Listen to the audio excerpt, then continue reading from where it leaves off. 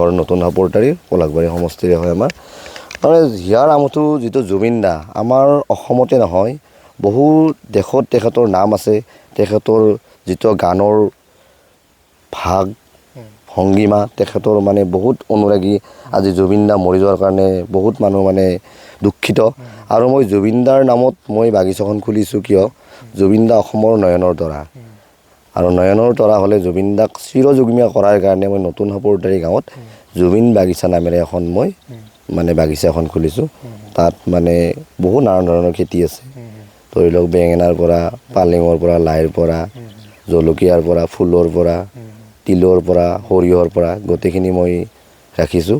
আৰু তেখেতৰ নামতে মই নামকৰণ কৰি এই বস্তুবিলাক মানে কৰি আছোঁ হ'ব। আৰু মানে আমাৰ গাঁৱৰ মানুহে কৰিছে, আমাৰ দাদাহঁতে কৰিছে, খুৰাহঁতে কৰিছে। তাৰে লগত মোৰো 15 বিঘা আছে।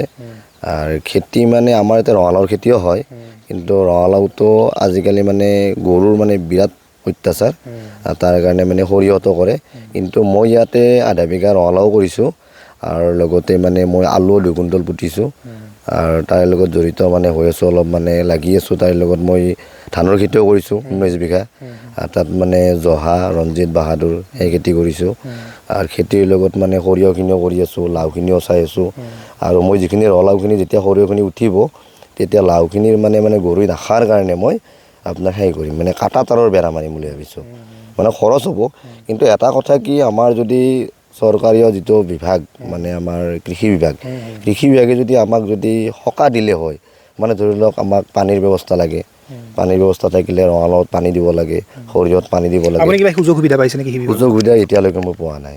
কিন্তু মানে যদি মই বুলিয়ে নহয়, যদি ডাঙৰকৈ যদি আমাৰ ইয়াতে যেনেকৈ 550 বিঘা মাটি আছে, ইয়াতে সৰিয়হ হয়, ৰঙালাও হয়, যি খেতি কৰে। কাৰণ এতিয়া ইয়াৰে খেতিখিনি কিয় ভাল হয়, আমাৰ যিটো কলহী নদীৰ যিটো পলস, যেতিয়া নদী বাগৰি আহে তেতিয়া এতিয়া পলস পৰে মাটিত।